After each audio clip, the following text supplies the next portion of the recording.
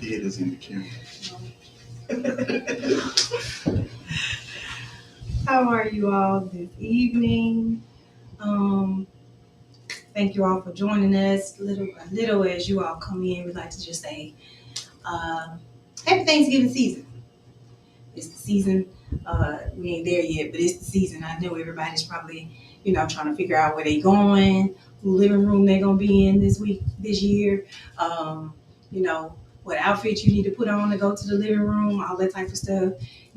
All these things that we normally do every year around this time, and some Christmas decorating and all that type of stuff. So happy Thanksgiving season to y'all.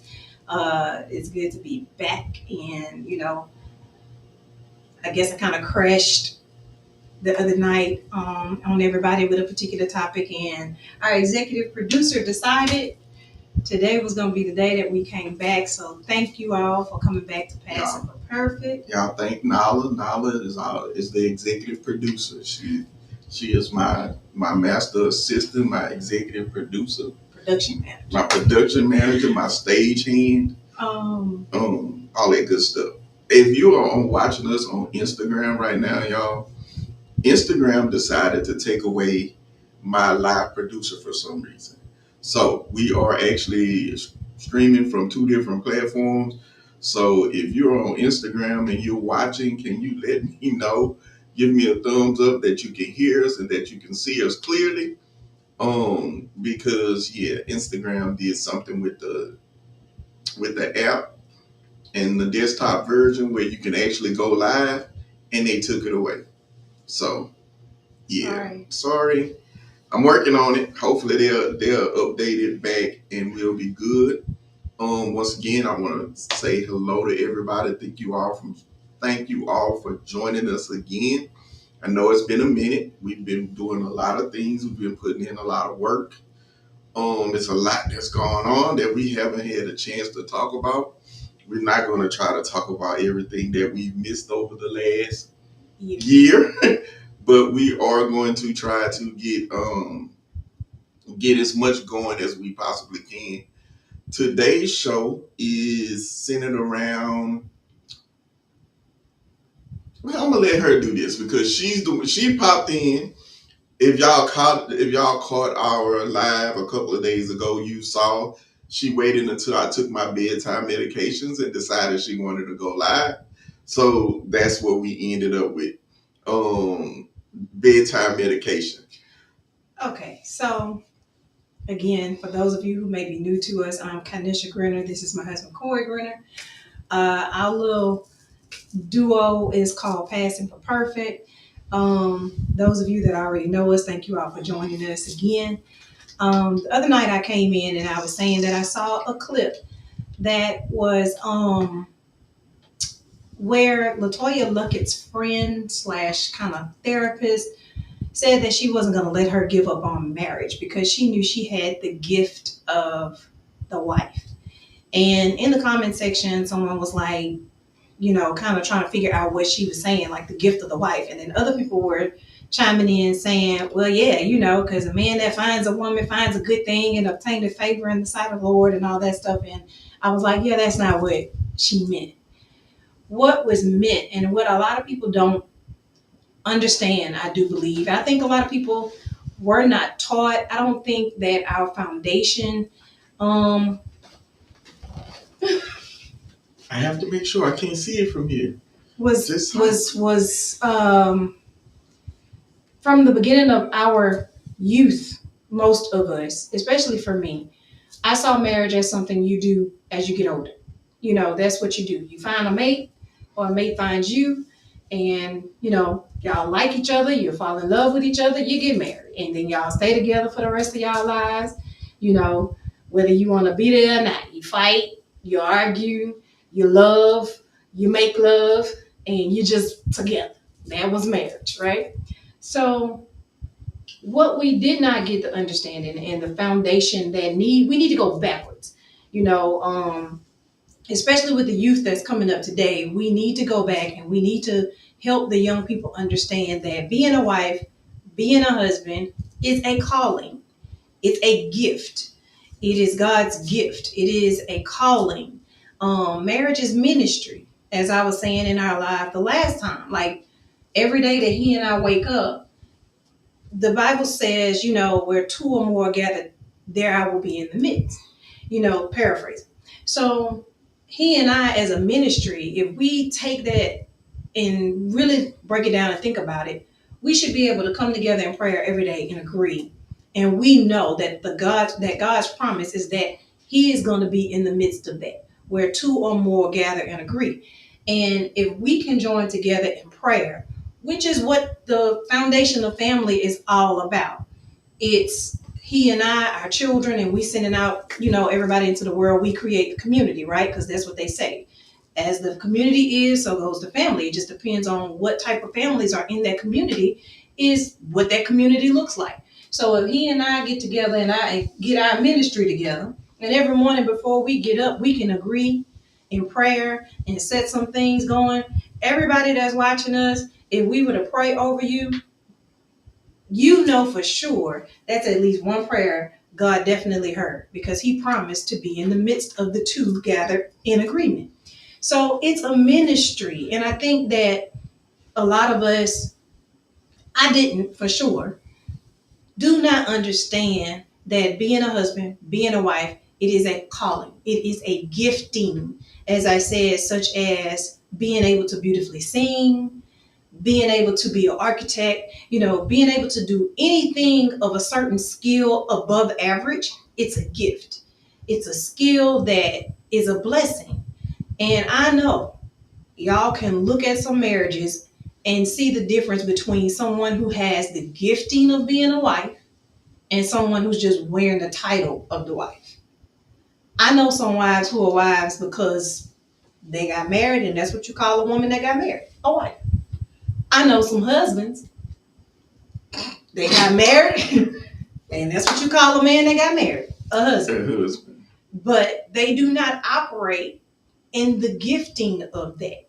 And so we have to understand that because it is a gift, because it is a calling, we have to be ready to take on that ministry. There is responsibility in being a wife, there's responsibility in being a husband, and it's getting lost generation by generation by generation. And so I just felt like it was something that really needed our attention drawn on it. Our communities are falling apart. And it starts at home. It starts at home. But when the foundation is rocky, everything else can't help but crumble on top of it, because there's no strong foundation. So our little way of getting back to strong foundations is to help people understand what a strong foundation really is built of. There's no need of us at this age, being married now 17 years, seeing people come behind us and get married, and we're not able to pour into another life and say, before you get married, please understand the responsibility. Please understand that there's a gift that you have to step into. Sorry. You was going. She was rolling, y'all. She ain't need me. I was about to go sit on the floor in the corner. But I agree. And the craziness is, if you've seen us, if you've been around us, or you listen to the podcast, you watch the show live, however you've come in contact with us, we try to be as genuine and open and honest about marriage. And people say marriage is work. And well, you could say marriage is work. Marriage is a process. It's effort. It's about growth, just like with anything else. You grow in your marriage. And so a lot of times what happens, people grow apart and they don't understand. I don't like saying roles of a marriage, even though there are roles of a marriage. There are, even though there are roles in a marriage, um, the defining roles in your marriage is strictly based on that individual marriage. Like I said in a previous live, that Marriages are like snowflakes. Every snowflake is made up of a certain thing. Is frozen water, is ice water. That part of it is all the same. But each snowflake, just like each fingerprint, has its own defining characteristics that are separated from another snowflake or another fingerprint. So that's what a marriage is. A marriage has some basic structure, some basic things that are part of every marriage. But everything beyond that is what you make it. It's how you create it. It's how you build it. It's how you nurture it. It's how you grow and expand. Because what worked in your marriage the first at the beginning isn't what still works in your marriage later on. Like you have to be willing to grow and evolve in your marriage, just like you're willing to grow and evolve as a person. It's a training ground. It's a building. And I say this all the time. Our kids, hopefully we were a good example. Hopefully we'll continue to be a good example, and hopefully they see and understand what a marriage is, even with the ups, downs, ins and outs, the circles, the changes, the evolution. Neither one of us is the same person we were when we got married 17 years ago. So our marriage had to change with it. And I don't think people understand that it's a process. Like you don't say, "Oh, I love you so much." I say this all the time: love is not enough. Um, Understanding is not enough. Patience on its own is not enough. Forgiveness, um, those things in and of themselves are not enough individually. It takes a combination of all those things to build a good marriage. And people just don't want to work anymore. Like even and saying it's work, I think people think when they think work, they think yes, it's hard work, but it can be enjoyable work. And I think when people say when you people hear you say it's work, they immediately think, oh, it's hard, grueling. I'm out here mowing the fields, picking cotton, throwing hay bales type of work. Like it doesn't have to be that type of work.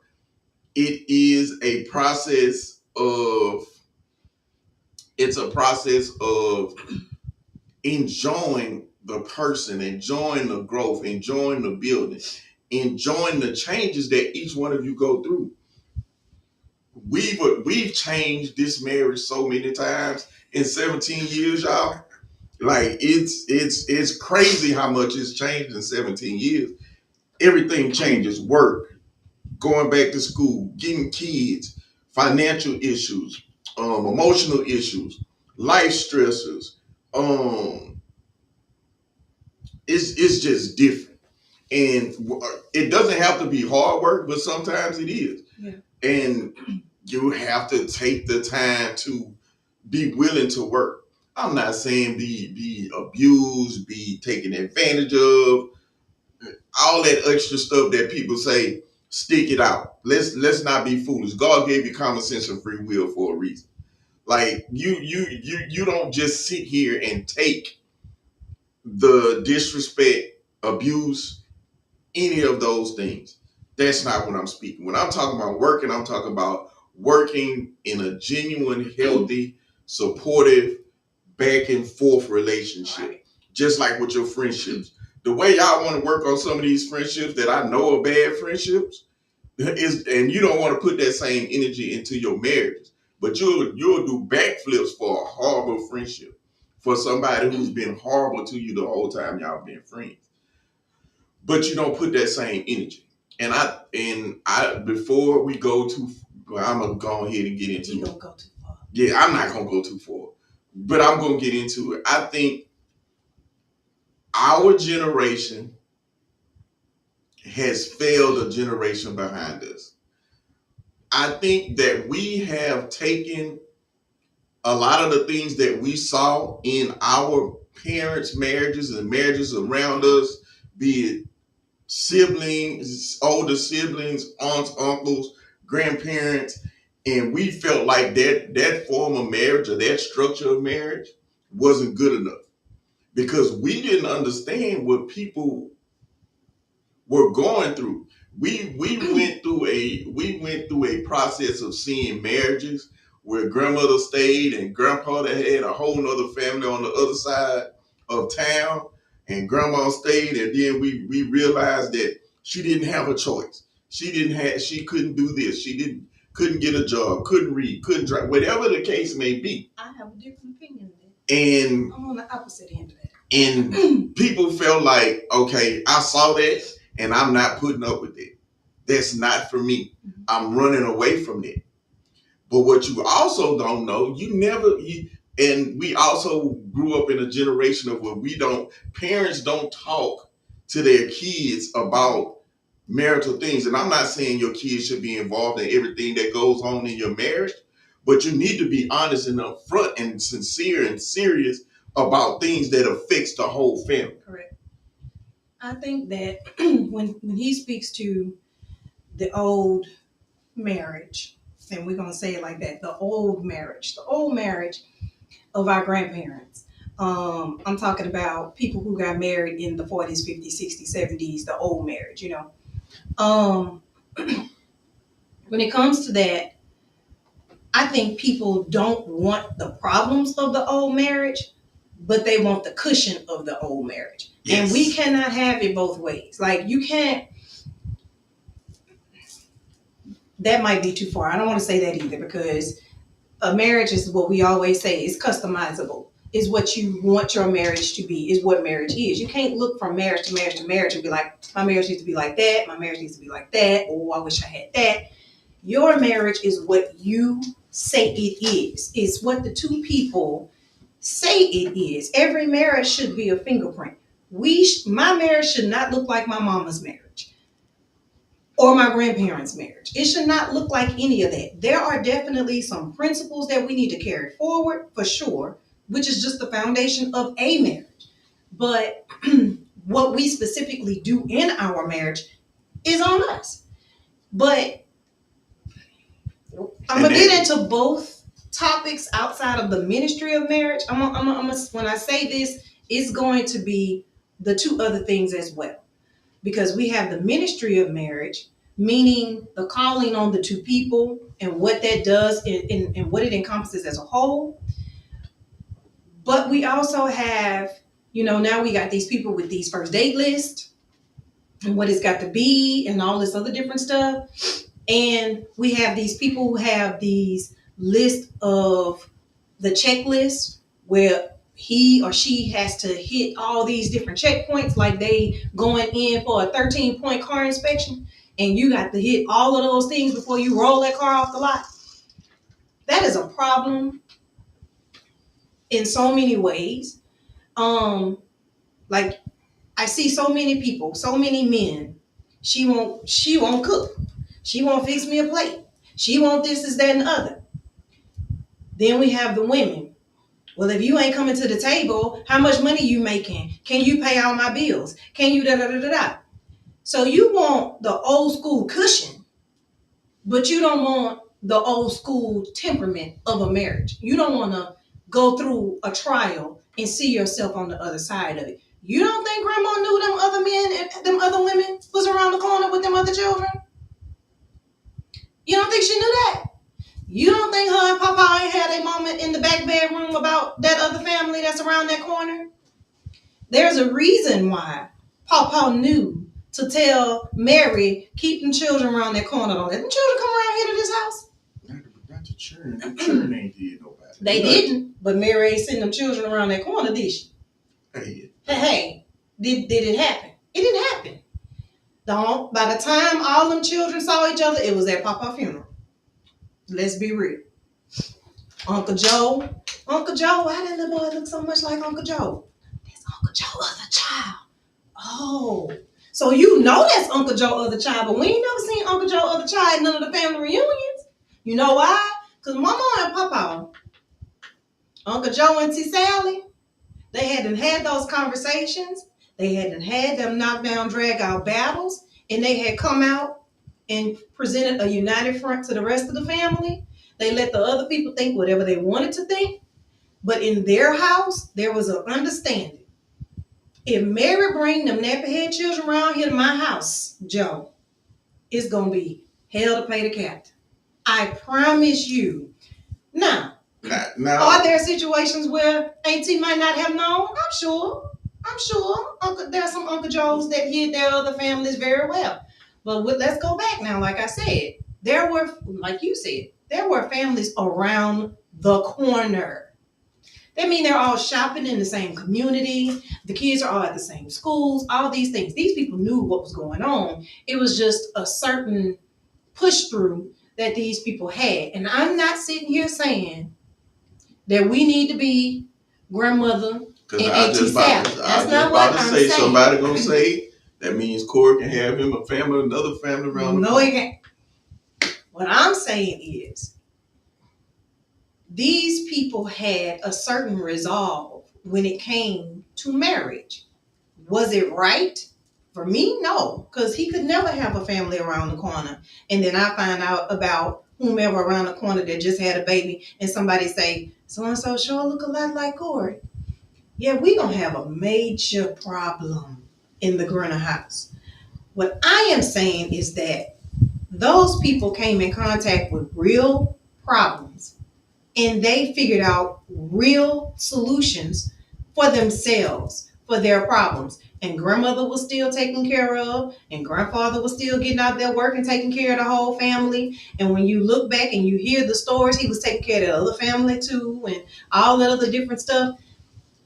We want to look at Papa and them and say, you got to do for me what my daddy did for me. You got to do what Papa did for my grandma. But can you be grandmother? Can you be grandmother? No, because they can't boil water. And they can't structure a household. They can't hold a household together. They can't hold a family together. And this ain't don't shot at nobody in particular. This is general. The general, they can't. Like, you aren't built. Please make it plain, because somebody gonna come for you. And they can come. You're not built to be who grandmother was. Like, I've heard grandmothers tell their children or their grandkids, y'all ain't made of nothing. Yeah. Y'all ain't made of nothing because you can't go through anything. You can't. You are built on, and I'll say this all the time, y'all. And my boy and Boosie said it, and y'all know, quoting Boosie is a thing. You go to quoting Boosie. When you know quoting Boosie is real. Boosie say the internet messed everything up. Oh well, that we agree on.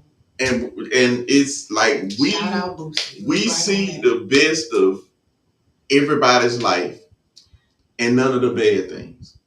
And that's all they show. They show all the good things. Now, we're not talking about, it's certain things that get out, leaked out on the internet, but those people aren't putting it out. Once it comes out, they have no choice but to talk about it. Do we really see the best of everybody's life? We see the stuff people want us to see. We see the best parts that they want us to see. That's what I mean. That ain't even the best. Some of that is fluff. And to make you think the best is going on. And even with that, like, it's so unfortunate. I pray for my kids, y'all, because it's rough. Like they say, there is pee in the dating pool. There's pee in the dating pool. Like, women nowadays, when I see these lists, I see these requirements for a man. And David Mann came out. David Mann saying something that I totally agree with. You have a list of things that you want a man to be, but what on that list are you? Are you taking the time to be that list, to be that person that you want that man to be or that woman to be? Are you, like, I have a list. I want a woman that she cooks, she cleans, she can make her own money. She don't have no kids. All this, and at the same time, you can't hold a job. Your credit jacked up. You got three kids, three different baby mamas. You don't have the stability. You haven't stayed in the same place for more than 6 months at a time. But you want this woman that's all these things. and vice versa with a woman. Like, what do you bring to the table? What are you doing about you? What are you healing and fixing about yourself? Because we all come with something. And if you are expecting to walk into a marriage relationship and everything be a-okay 100%, all those cups are filled and you don't have to pour anything into them, basically, if I'm a man, and I'm speaking as a man, like, I'm glad I'm not single, I'm glad I'm married, because boy, look, it's different. But as a man, if I have a good job, and a good job and successful job is all, that's all subjective. I have a good job, my credit is straight, I have a house, I have a car, I can cook, clean, do all these things for myself. What's your purpose? What are you bringing besides a bill? And let me tell you the answer that we What can are now. you bringing besides a bill? Me. There's 50 of you. Well, hey, it's only one of me. There's and that's the issue. Nobody understands that if I can do all these things, what do I need you for? And that's what it is. Everything is about what I need you for. What can you do for me, and not on what can we do for each other. How do you, as a woman, compliment me as a man? Right. And how do we take those things, mold them together to make the both of us better than we are right now? To make something bigger, stronger, better. That's the goal of marriage, and I think people forget. And if they didn't forget, they weren't taught. So we're gonna go with that. They weren't taught that the goal of marriage is not to complete you. You're supposed to be complete and whole before you come to another person. It's supposed to be two whole people becoming one whole person. It's not supposed to be built out of a need for someone. I can't afford my life. You know, I met this person. He's a great person. He has the income. Therefore, if I stay with him and we stay together, my life will get easier because he has the income that can really make me comfortable or make me worry free if I add what I got to what he got. Well, what if you don't stay together? What if y'all can't make it? What if all the what ifs that go along with that? That is why it is a very dangerous game to expect someone else to complete you. You had a problem with your mama. So you got mama issues, men. You got mama issues. You looking for a mama because the mama you had didn't love you enough.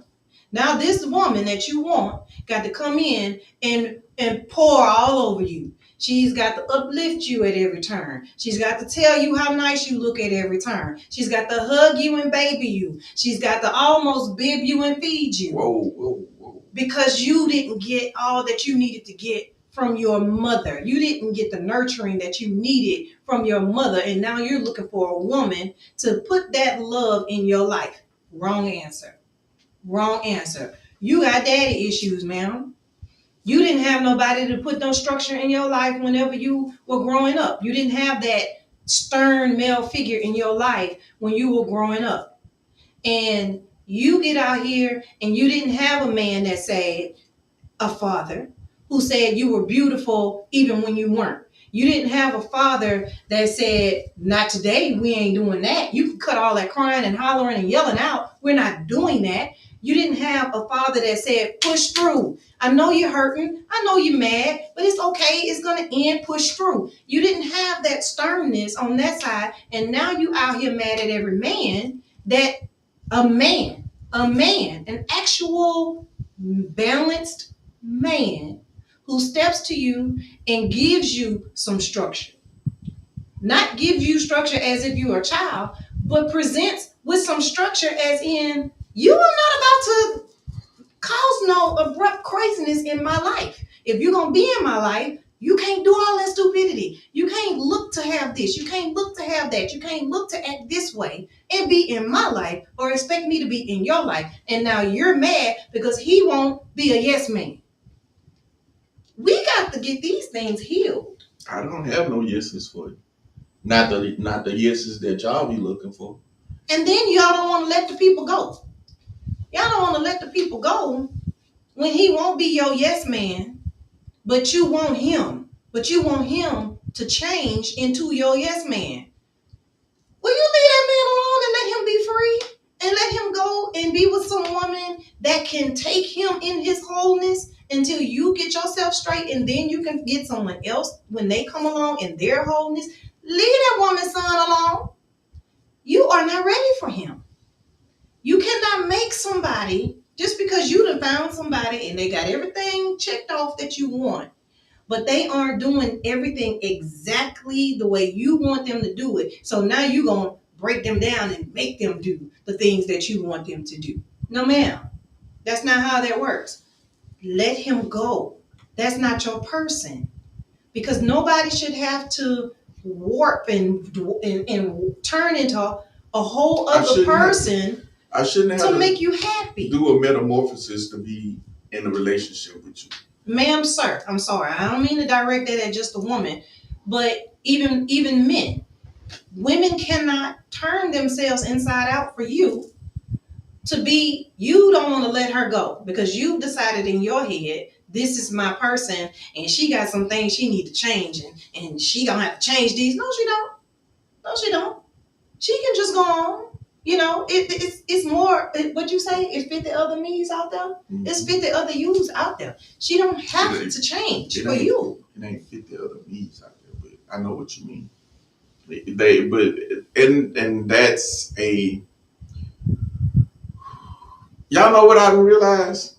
And we started doing this, 2020, 2021. We started doing this about two years ago when we first initially started, maybe 2.5 years at this point. What's the question? I'm sorry. It wasn't a question. What's the statement? Because I can't see it. Were you glasses? What's the statement? But why is it that when you get married, someone always tries to change a person? Because people don't think that marriage. People think that marriage changes somebody. People think that the person you got before you got that ring or before you got that piece of paper is not the same person you're going to have. You don't change people. You've never changed anybody in your life. You can fix you. You can work on you. You can change how you react to the person. Any change that a person makes is going to be orchestrated by that person. They're going to change because they want to change. They want to change for themselves. They may even want to change for you. But the reason they're changing for you is because they want to, not because you forced them or you made them or you felt like you had so much on them that they had to change. That's not happening. That's the same thing I tell people all the time. When people say once a cheater, always a cheater. Baby, men pick who they want to be faithful to. Yeah. And sometimes that's why y'all say, of all the women, why he chose to be good to her. All the women that he's had in his life that were good women, because that good woman, good man thing is always subjective. It's never, I can say I'm a good man, but me saying I'm a good man is from my perspective. It's from my prism. It's not from what makes a good woman a good man to that woman. And it's a different type of man. A good man is a different type for every woman. It's not cookie cutter. It's different for every woman. So you can't run off and say, so why he had a good woman all this time and then he finds that woman and decides he wants to be faithful to her. It's a choice. You wake up every morning, like the word says, you wake up every morning, die to yourself, start anew, fresh, all that paraphrasing. Y'all know I'm not a quoter. I'm a testimonial. So I don't be quoting those scriptures. I'm gonna give you a testimony. I'm gonna give you a truth. Um, and so that's the same thing. I get up every morning and choose to be faithful. I get up every morning and choose to be committed. It's a choice. All this is a choice. And so back to my original thing, because y'all know I'll get off and I'll get into a rant.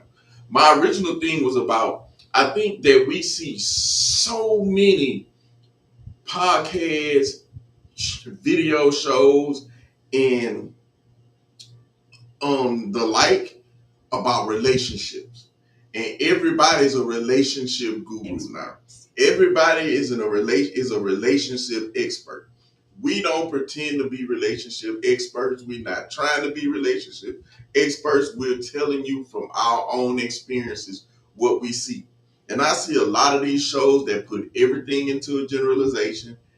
Every man is the same man. No, that's every man you've dealt with. That's every man or woman that you've chose. And I'm about to quote another person who be out here, Charleston White. Charleston White was on the show, and I agree with Charleston. And if you don't, it is what it is. Charleston told a lady, he said, "You can't tell me about every man because you ain't been with every man. You can only tell me about the men you've been with and the men you've chose." Same with women. You can't tell me about every woman because you ain't been with every woman. You can only tell me about the experiences you've had, what you've gone through, and what you've dealt with. Now, in that essence, it's what about you? Because see, this is what we don't do. We don't step back and ask ourselves, why do I keep getting myself in these type of relationships, in these type of situations with these type of people? I'm a firm believer in energy. I'm a firm believer in you attract what you give out. And even in that instance, it may not even be something negative that you will attract, you are giving off. It may be an insecure energy. It may be a low self-esteem energy. It may be, oh, you're a giver and you're going to accept whatever somebody gives you for the sake of being, feeling that need that you're yearning for. Because people, once again, I say it all the time, childhood trauma. We have stuff we holding on to, that we had daddy issues, we had mommy issues, we were only child, mama and daddy wasn't there. We were raised by grandparents, aunts, uncles, whoever the case may be.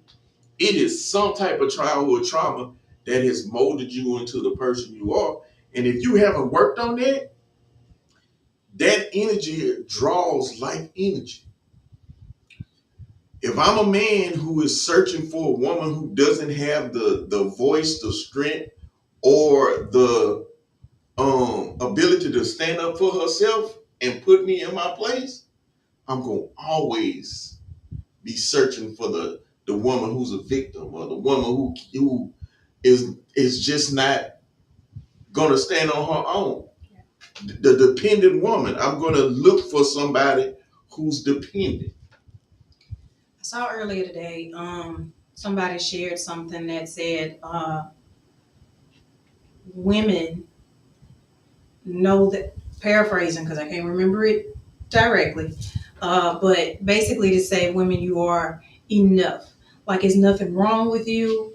For you strong women, if you've been in a relationship with someone and you have a standard about yourself and that person does not want to meet your standard, there's nothing wrong with you. And I was with them up until the end where they said, well, they may have to, that's why they leave you. Some of these men sabotage their own selves because they get into these relationships, but because you have a standard and because you have standards, they haven't addressed whatever their issues are within themselves. So they go searching for a weaker woman because they can't deal with you where you are in your life, in your strength, and with your standards. I was with them until they said to go find a weaker woman, because I personally believe that just because you couldn't deal with me doesn't mean the next woman that you get with had to be weaker. I believe that even me, if I was dealing with you, and for that statement to be made, that meant I was dealing with you, right? That meant you had shown some traits of trying to encroach on my standards, trying to not live up to what I feel I want in my life. And that finally you left because I wouldn't drop my standards. Okay, great. But that also means that I was dealing with you and then you left me to go find somebody weaker, quote unquote. Wouldn't that be a weakness in me? That I was dealing with you and didn't have enough in my own self to say, I can't be bothered with you. I got to move on because you are not living up to my standard. So I think we have to be very, very careful when we say, oh, I got it put together. I got it this way. And he had to go get somebody else and get somebody weak. And he's with this weak minded person because I wasn't about to put up with all of that. Nobody Maybe has you it all did put together. up with all that. No, nobody Y'all were has together. it all together. And this is the thing that people don't understand. Relationships are a growth process. Right. Like we start like the best thing in life is to at least start your life with somebody and y'all are here. Somebody may be about here. Two whole people. Somebody, and it may be fluctuate from time to time. It's a difference. I'm here and you're here, and but the issue is when you start here and somebody's here, you're never catching up because this person is steady growing. They're steady moving. There's no balance. That comes back to being equally yoked. That's part of being equally yoked. You have to have y'all have to be equal on a plane on some baseline, and then you grow together. So one of you may grow a little faster, but you have to understand and have patience that you see the growth in the other person, and not just because you grew a little faster. Right. Your flower sprouted a little earlier in the spring than mine did. Don't mean that we're not made for each other. We're in the same garden. We still in the same garden, and we just have to learn that, what he's saying right now is definitely the work of marriage. That's another part of the calling, the gifting. Having the long suffering spirit to do the work of marriage. I married a 31-year-old man when I'm not doing this with you. I'm not doing this with you. I'm not doing this with you. Come on. Speak your piece, woman. I was 24 when I got married. Mm-hmm. Yep. Soon to be 25. And he had, he made his 31 days later, right? 30, I don't know. So he's 8 years older than I am. The life I had lived up to that point put me in a place where I could run with someone 8 years older than me. All right? Now, the life I lived at that point also put me in a place where I understood someone 8 years younger than me and someone 8 years older than me. Because I was in the go ahead. Don't interrupt me, sir. He trying. Don't. That's not the point right now. You can explain why you your friends like to harass you. You can explain that. Do you think? So what I'm trying to get to is, y'all they be saying he robbed the great, but whatever. Hey, this. So he tried, but okay, wait. So what I'm saying is this: as a 24-year-old woman, there are a lot for women. Y'all know we go through some emotional changes, pregnancies, friends, life things. We still trying to figure out what we want to do career-wise, all kinds of things. You know what I'm saying? I had 2 children already. We ended up having a child together. He had a son already and a daughter. And we had to blend the families together and all that stuff. And me in my 24 years with this 30-year-old, 31-year-old man, do y'all not understand the changes that he watched me go through? The things that we, from the ages of 21 to 30 years old, that time frame in any adult life is a bunch of different stages until you hit the age of 30. And then most people be like, certain light bulbs go on once they hit 30 years old. And then certain light bulbs go on once they hit 35. And then again at 40, and all kinds of different life changes. But all of these different stages and changes that I personally went through, that he had already been through, things that I thought I just had to have, had just things I wanted, certain things out of life and all this stuff. When his mind, he had already been there and he had already gone through.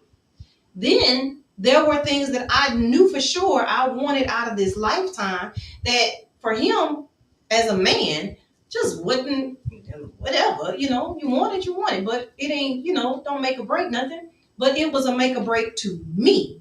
So him having to evolve to the man that could give me the things that I needed in my different ages and stages that he had already been through. That is the work.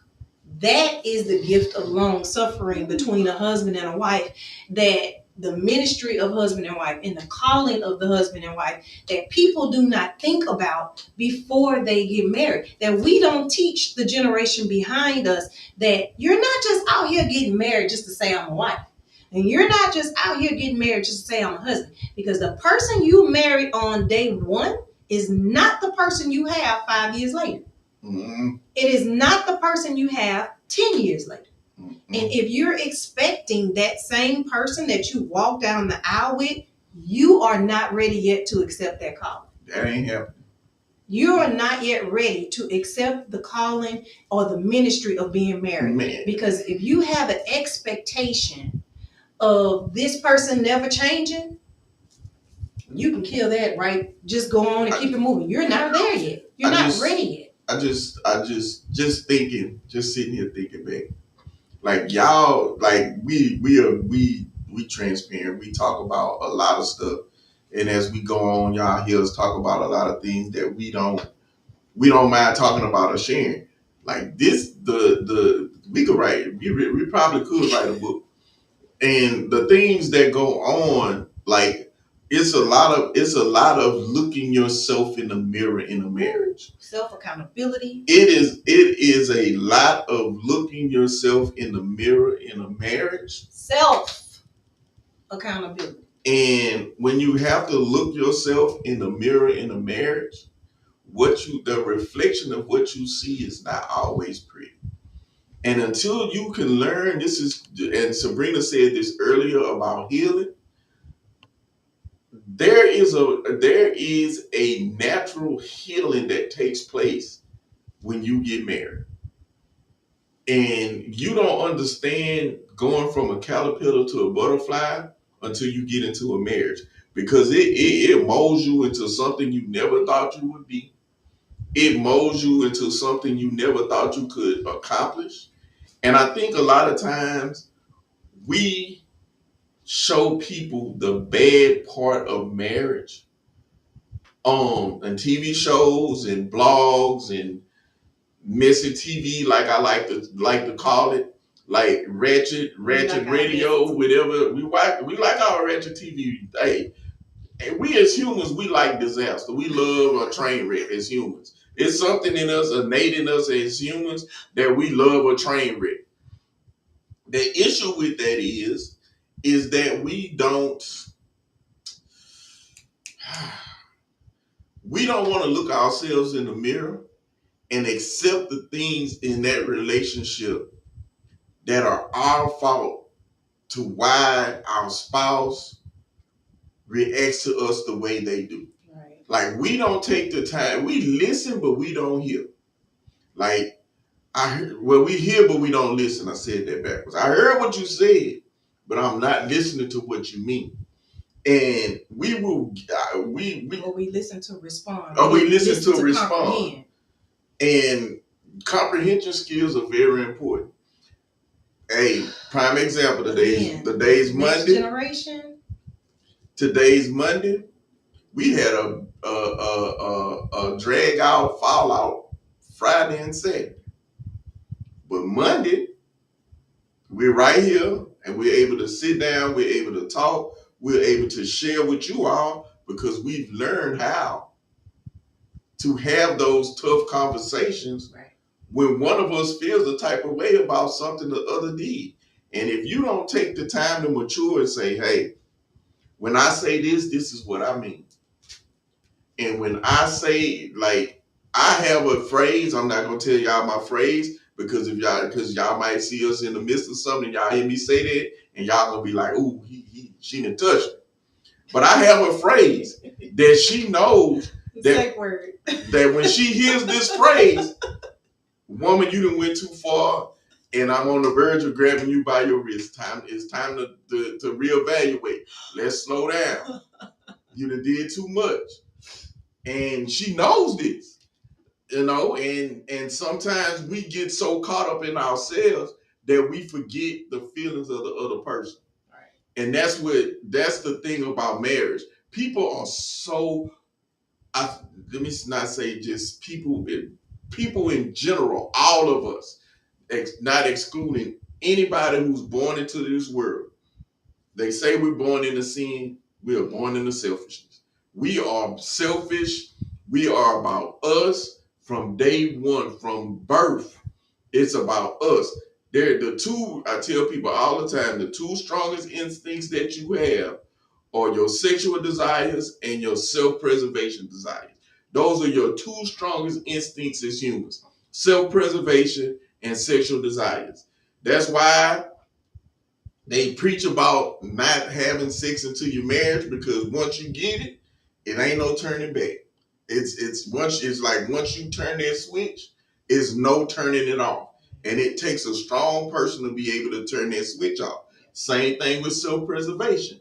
I am going to do whatever it takes to preserve myself, be it my emotions, my physical well-being, whatever the case may be. That is where my instincts tell me. My wife will tell you, I hate snakes, y'all.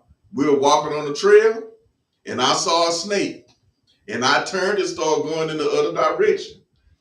We had a falling out about this because she say I left.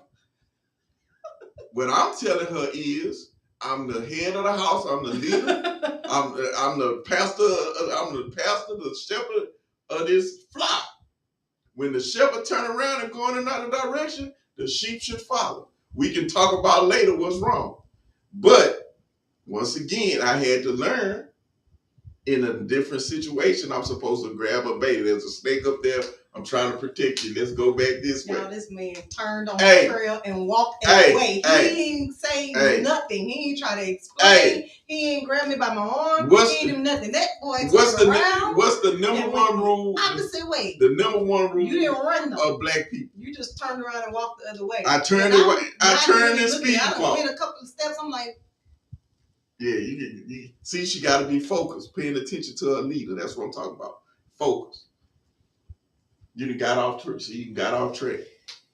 But that's what I'm saying. Marriage is about understanding and being selfless. Being selfless. You have to take the time to realize that everything you do in a marriage relationship, you have to take the time to realize that what you do affects somebody else. Every time, every single day. Every single time, every single day, every decision you make, no matter how big or small, it affects that person that you're with. Two become one. Two become one. That's not saying you're not still Kynisha's not still Kynisha. She's not still the person she is, her personality, her likes, her loves, her desires. All those things are still her. Same with me. The difference is now when she thinks about those things, she has to think of how those things affect me. How do my likes, my wants, my whatever, my needs, how does that affect us together and vice versa? Right. People miss that mark because people are so selfish and they do not want to turn away from self. And that's why the other point on our bulletin today was, with this new generation, is marriage over? Is this the end? Whoa. Because I'm sure people will continue to get married. But it's marriage in its truest form. And I say this all the time. Y'all know both of us, we go to church, we study, we do all that. We both have things that we read, we under the same teaching. We have things that we disagree with in the Bible. We do. That's just human nature because you have free will, common sense to think about things. So you have questions. But marriage in its purest form was designed for two people to come together as one to build prosperous, righteous, healthy children and families. That's marriage in its purest sense, in its purest form. You know, if you want to, once you get into all these other things, all these other ideologies and all those, I ain't about to argue with or debate with you. You feel love, feel however you want. That doesn't change this. So, but in its purest form, it's two healthy, mentally, emotionally, physical people coming together to create new, emotionally, physically healthy, spiritual people, righteous people, good people to go out into the world and make the world a better place. That is what marriage is in its purest form. And she was saying how there are people who will never be married. They have a different path in life. That was one of the things that we kind of, Yeah, because in the Bible there are. Because I feel like everybody has a connection. We are all born to be connected to somebody. We are, but that doesn't mean in marriage. There's a thing that I wholeheartedly agree with. But and I'll speak to that in a second, but there are people in your Bible, if you are of that faith, called eunuchs. And it was not their calling to marry. Their life's work is in ministry. Paul, Jesus, John Baptist, others, many others in the Bible, all they did was work in ministry. So there are people in this lifetime that you will run across and you're like, you ain't never been married? Like, you never want to get married? You never try to get married? Like, and they're just this content with their lives. They don't feel empty. They don't feel like they lost anything. They don't feel like they missed anything in life. They are content, happy, and fulfilled people. And there's nothing wrong with that. Now, for those of us who are on the path of marriage, we need to understand the calling and the responsibility in it. But I say, is marriage over? Because, again, social media is in reality TV and all this stuff. And then we have a generation of people coming up behind another generation of people who didn't really understand the foundation of marriage. And we're not teaching the foundation of marriage because, as we can see, we got the first date list, we got the human being list, the checkpoint list, we've got the we've got the self transformation, and this is mostly on women, where we value what we look like so much more than we value what we give out. I want to be seen so badly, and I want to look like this other stuff so badly that I'm saving up my money, and or not. I don't know what you're doing. Put finance in it, whatever. And you go and get these surgeries and all this stuff. So you done put 15, 20, 30, $40,000 into your body. But the man has to be able to take you to Ruth Chris on the first date. You couldn't take yourself to Ruth Chris on the first date? This new generation has marriage effed up. Like y'all got real life and BS totally confused. Like real life is I'm about to bond myself to somebody which is supposed to be for the rest of my life. Therefore, there needs to be some substance and some wholeness going there. You know, there should be some substance that I come with and that he comes with, and it needs to be beyond what you see. You cannot expect somebody to value you beyond what they see when you put so much value in what they see. Like women, I'm talking to women. This is not to downgrade anyone. This is not to demean anyone. This is not to say your choices are wrong.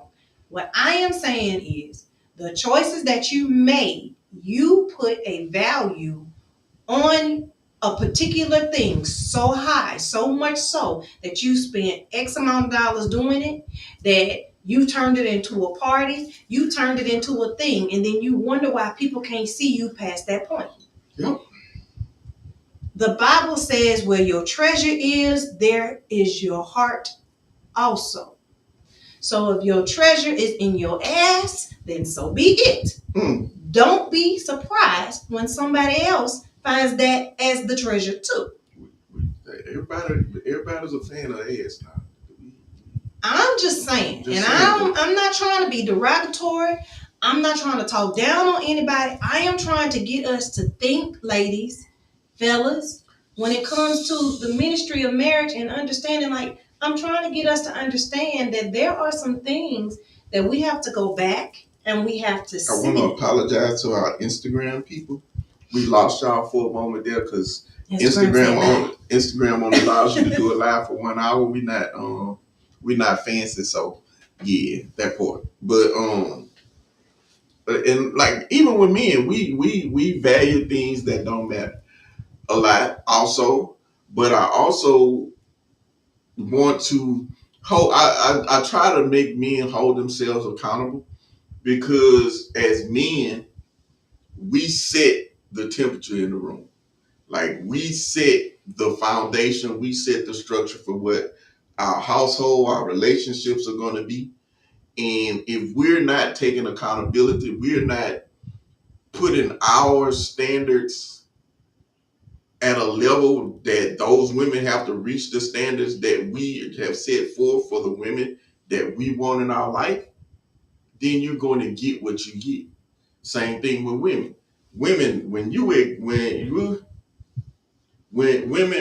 you accept certain things, a man is going to continue to give you what you accept. And until you realize that, you're gonna get what you settle for. And I think a lot of times, this settle has become a word that's become a gift and a curse when it comes to relationships. Because settling for some people means you're doing less than. And settle doesn't always mean that person isn't going to grow into what you want them to be. It's just right now in this moment in time, you're right here and they're right here, and they're trying to catch up. You sometimes have to have the patience to give people chance and time to grow into who they are going to be. If they have a pattern of it. If they have a pattern, if you see the desire to get better, to grow, to do better, to build, like I talk to, and I know he's gonna probably talk about me because I think he's on Instagram, but me and my son, me and Jai, we had this conversation all the time about his impatience with women. He has an impatience because he has a mindset or a mind frame of this is where I want to be, this is where I'm going, this is what my grind is right now. And if that's not where your mindset is, if that's not where your grind is, if that's not where you are, I don't have time for you. And you have to either accept me this way or keep it moving. And I have to tell them, like, sometimes the reason someone is coming into your life is to get you to slow down. You are moving at a pace and at a rate and in a way in your life that God, the universe, whatever you believe in, that is not your time or not your path, and you're moving too fast in your process, and God brings somebody along to get you to slow down, take a look, and stop, smell the roses, make you see something that you would have missed because you were moving too fast. That was there for you to take you to that next level that you're trying to get to. But at the same time, you have to have discernment and understanding to be able to see and understand it. Don't just settle for something because it feels good or it's comfortable to you. Because see, when something just feels good and it's just comfortable to you, then that's not a good thing for you. You want it to feel good, you want to feel comfortable, you want to feel secure in that thing. But even in that security, you should be growing. It should be a growth thing in that security. You should not be humble, not say humble. That humble's not the word. You should not be so complacent in that comfortable spot that you don't realize that you're stagnant. You're no longer growing, and the both of you should be growing together. It's a thing where it says success is not done comfortably. Like success does not success does not happen in your comfort zone. You have to come out of your comfort zone to truly have success. You got to, as they say, to get something you never had, you got to do something you never did. You have to step outside of what's comfortable to you to get something worthwhile. And I'm not saying, do something that's going to degrade you. Detrimental. That's detrimental to you. I'm not saying that. It's not in your value system. I'm saying, again, with the new generation, the son he's talking about is 25 years old. He has the heart of a worker bee. He wants to have, this child said he was going to be retired by 25. That's the mindset he has. So everything he does with the mindset of, I'm setting myself up for the future to be good. And I have always said, women want a man that can provide the world, but they want him to be at home 24/7 whenever they're looking for him, whenever they need him. And that is not real. True. That's not a reality. The two can't exist together. And that's what's going on a lot. Women want a man who makes a lot of money, who does he that man who makes all that money and who does all this, he is not going to be around. Yeah, he's to take you on all your trips and do all these. He's gonna be busy. And we had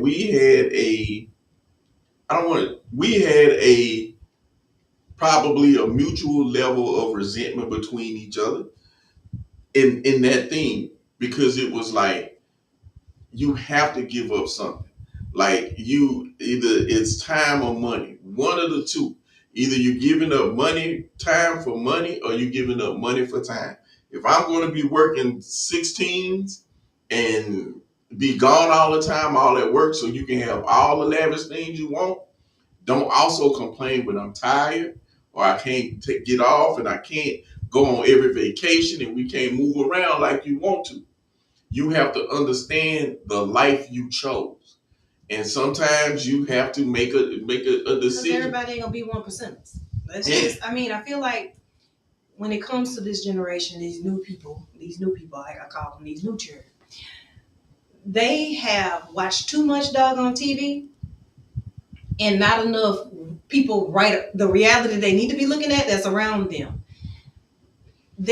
We won't have that many millionaires. We could, but we won't. At the end of the day, the average person is a worker.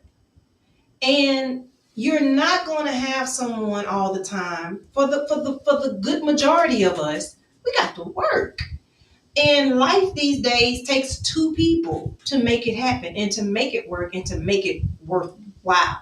Now, some of us can get these jobs where we're 6 figure and beyond and can support a household where you could stay home or whatever the case may be. And both are staying home now. Men and women are staying home now to make the family work. So it's no longer a dynamic where there's a housewife. Sometimes the men are staying home and doing the thing because the woman has the skill set or the degree or whatever it is to go get the 6 figures and beyond. And he's the homemaker for the stability of home, whatever.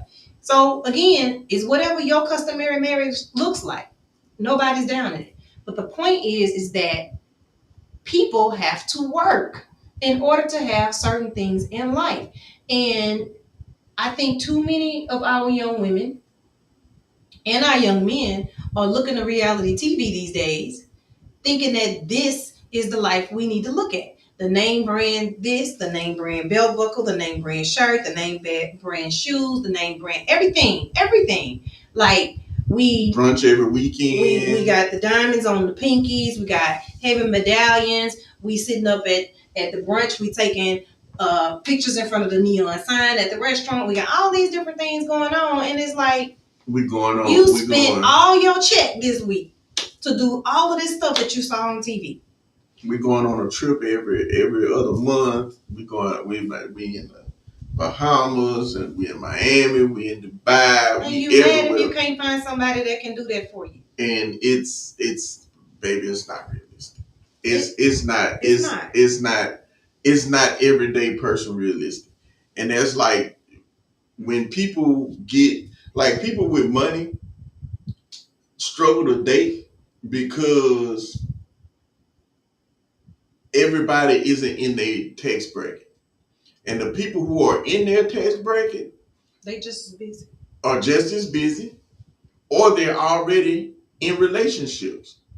So either you're going to, as the man, you're going to date a woman who doesn't have as much as you, but she's a lot of time those same women are the people who are chasing the money. Right. She's not really about being married.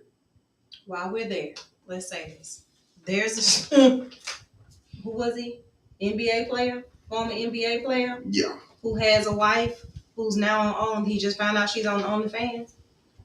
Now I said former NBA player, meaning millions of dollars here, because we know the NBA team ain't as big as the NFL team, so their contracts look a lot different, right?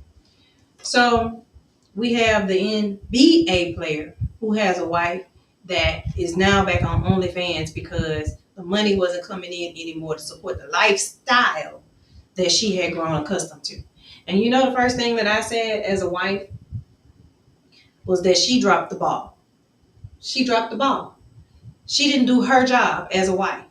Because if my husband is out here bringing it home like that, and I'm accustomed to a certain lifestyle, you know what my job is as his helpmeet, as his counterpart? You know what my part of that ministry is? Is to make sure that as he's out here humping, sending that money home, I'm storing it up. That I'm doing what I'm meeting with the financial manager. I'm meeting with the financial planner. I can get on the phone and say, baby, I met with so-and-so today. We're doing investments in this, that, and the other. How much money are you saying? What you think?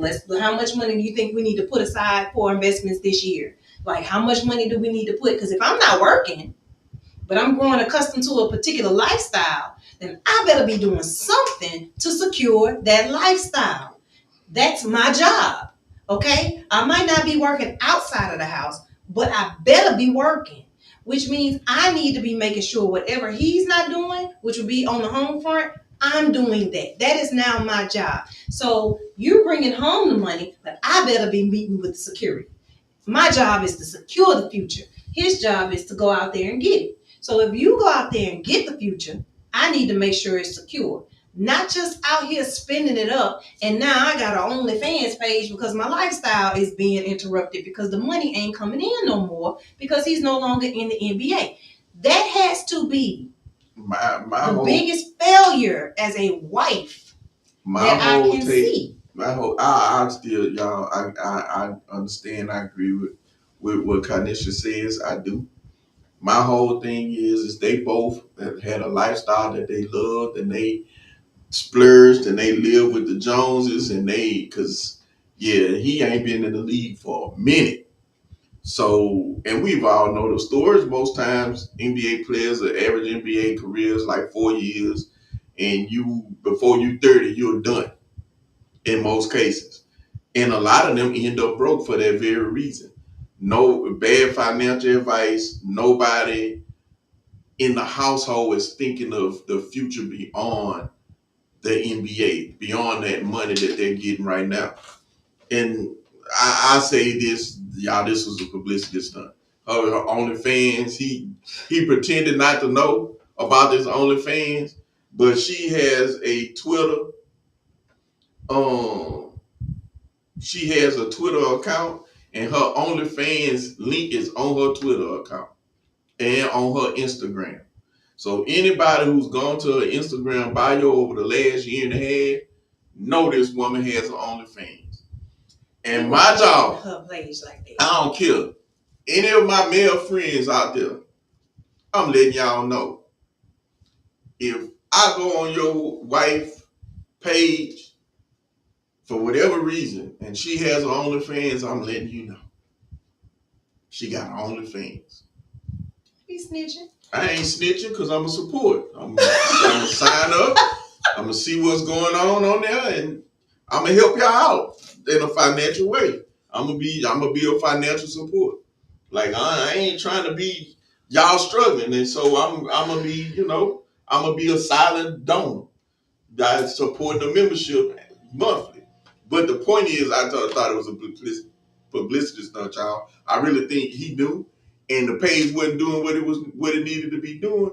Ray J and Kim Kardashian has ruined the world with the shock value of the leaked sex tapes. I really do feel like this was her. They wasn't getting the money in from her OnlyFans that they were expecting. So they went on Twitter. She's recording on Instagram. I'm sorry.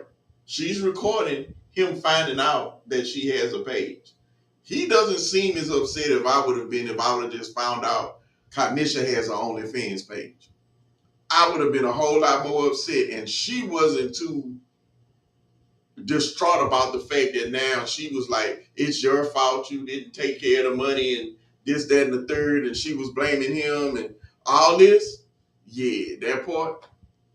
I just think it was a stunt because now she's been on TMZ. She's on all kinds of podcasts. She's on a publicity tour about the OnlyFans page that he didn't know she has, and now she's on a whole media marketing because she didn't say she was taking it down. And from my understanding, she was an adult film star prior to them getting married. Bro, y'all just tell us, hey, my wife got her OnlyFans. We're trying to get, we're trying to get our views up. Of course, that wouldn't draw people in. It's gotta be. It gotta be some drama. Once again, like I said earlier, we love drama. TV. We love messy TV. So, okay, we gotta wrap this up. So, oh yeah, this is the thing that I want to say before we let it go.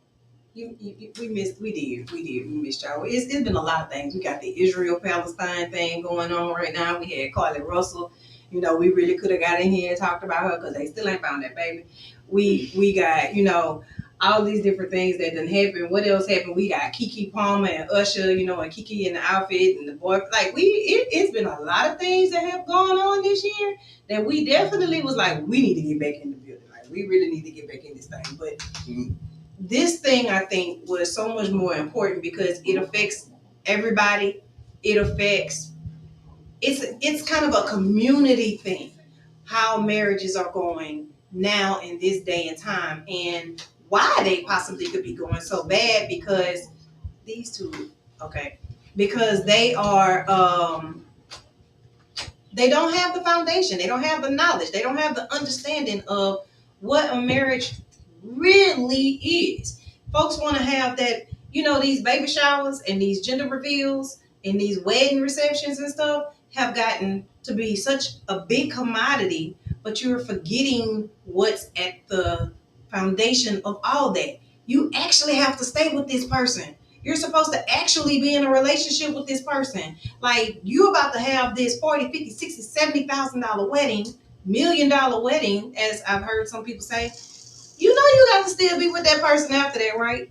You know y'all gonna still be together tomorrow, right? Next year, the year after that. Like, that's the goal.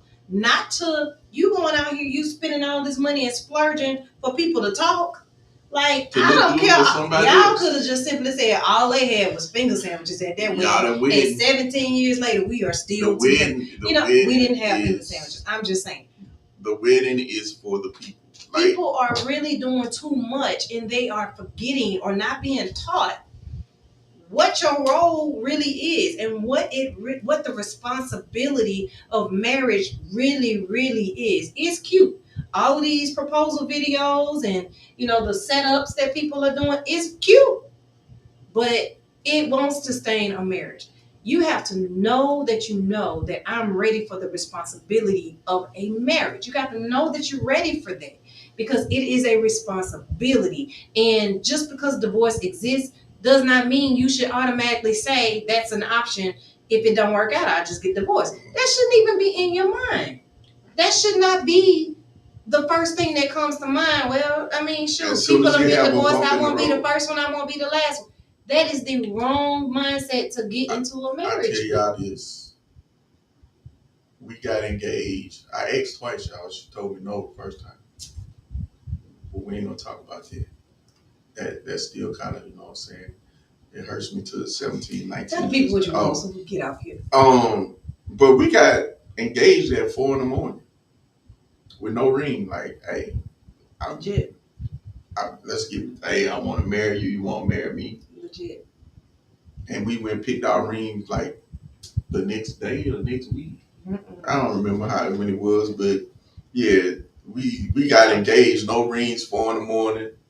Like, it wasn't a big it wasn't a big show and all that. And I called her dad and I told my daughter, don't let nobody propose to you without a ring. Yeah, because everybody like, don't do that. But okay. Yeah, she knows better. My daughters know better than that. But I'm different, so don't y'all be. Yeah. But the thing is, and the next day I went called her dad, and we had the whole with her parents, the whole conversation. I think I had already brought it up to him before about asking for her hand in marriage, but then we went back and made it official. Like, people don't even do that no more. Like, they don't even go to the parents and be like, a lot of times because the parents be out clubbing and you can't catch them. But that's a whole different thing. That's a whole different subject. But I just want y'all to not give up on marriage. Like, I want the people who are married, it is our responsibility, those of us who are in happy marriages, not perfect marriages because nothing is perfect. But we should be an example. We should be providing the next generation with some semblance of hope and guidance and understanding of marriage and what marriages should be. And once again, it's all customizable. It says when that husband and wife agree, marriage bill undefiled, all that stuff. That is us in agreement.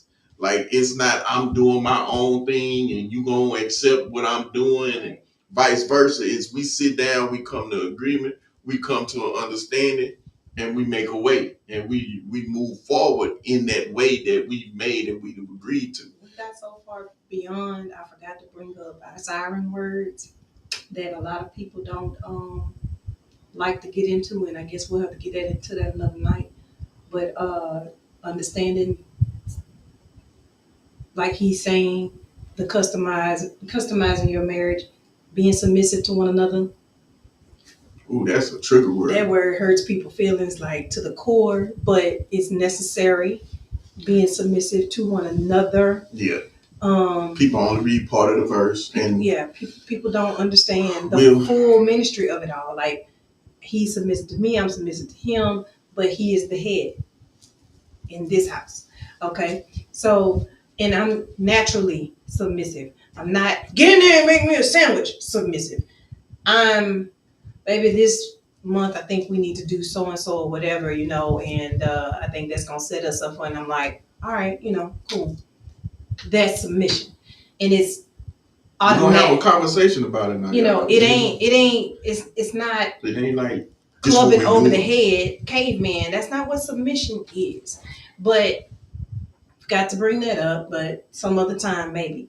But when it comes to the ministry of marriage and understanding the calling and the gift of being a wife and the calling and the gift of being a husband, it's a responsibility. It is a way of life. It is a full character change. You as a person, you have to be prepared to change. Like, you cannot go into a marriage or say you're ready to get married and at the same time go in and saying, I am who I am. I'm me. You have to change. You're gonna mold. You're gonna adapt. You're gonna grow. The foundation of who you are probably won't change, right. But there are things that are gonna change. And if your foundation is built on sand, you gonna waver. So I mean, you've been switching that. Yeah, I don't know. I mean, there is like love to me. This is my definition of love. Not definition, but this is my understanding of love. Love is an action word. People think to me, people think that love is a state of mind, a state of existence, a state of where you are. It's a feeling. It's a feeling and emotion. And it is not. Love is an action that causes feelings, causes emotions, causes all of those other things. But if you love me, it happens first in how you act. It happens first in how you treat me. It happens first in the things that you do. And then I feel all that other stuff. So because I love you and I care about you, I am me, I am who I am, is not going to suffice. Because I love you, because I care about you. Patient, and if I love you for real, love is I'm going to change. All those things that you hear about love is kind, love is patient, love is understanding, all that, those are actions. Those aren't feelings. Patience is an act. Kindness is an act. Understanding is an act. It is not a feeling. And until people understand that love is an action and not a feeling, you're gonna forever go in a circle. You're gonna forever be in that cycle of chasing a feeling that wavers. Okay.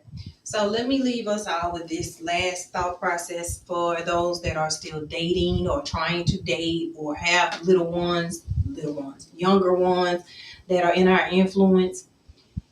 Let me say this when it comes to this first date list where you ain't supposed to be. A first date, the purpose of, because we done talked about the ministry of marriage and the calling and responsibility and all those things and went way off into the stratosphere. But the purpose of a first date is to do what?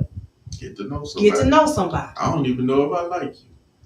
I just met you. So why am I spending that type of money? Or I just got to the point where I decided, I think I want to see what you're about.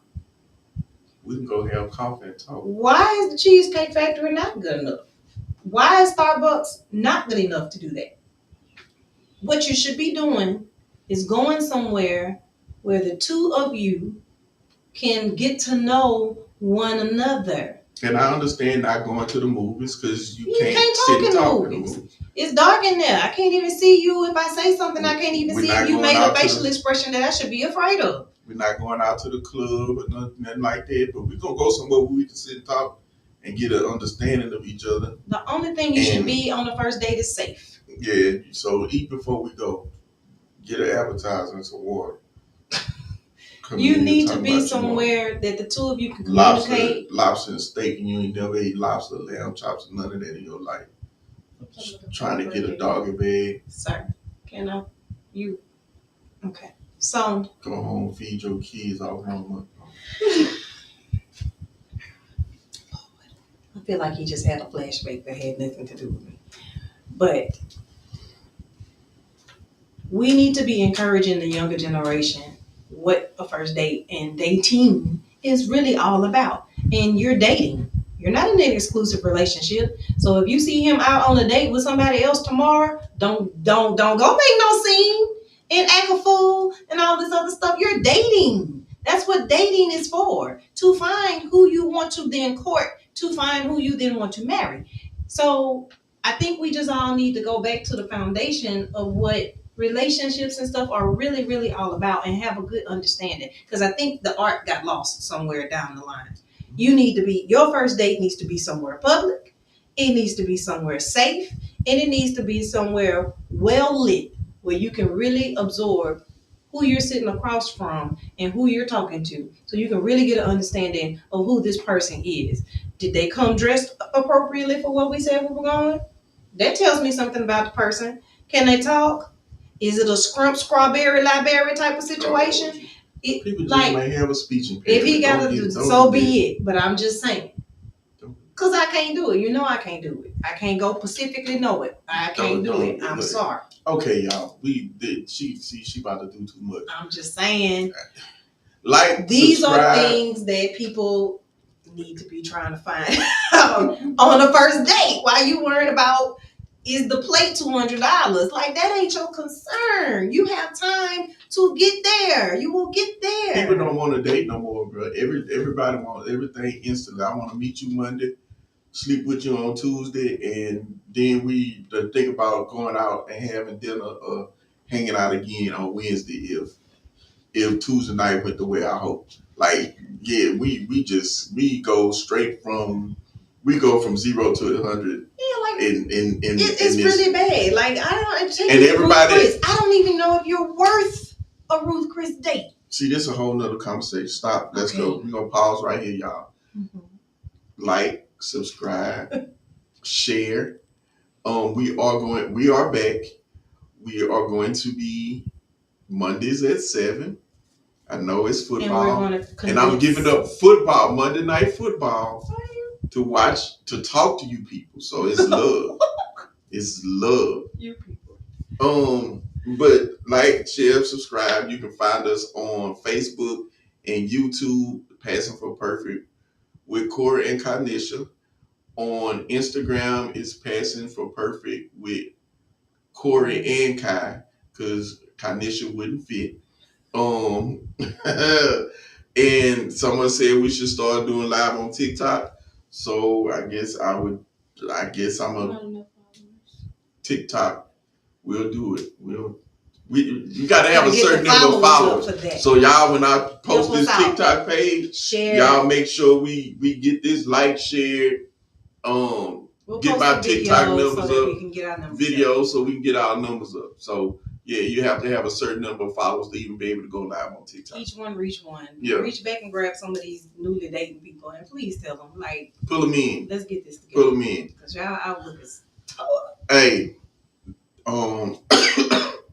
we're accepting show ideas, topics all throughout the week. You can email us at passingforperfect at gmail.com.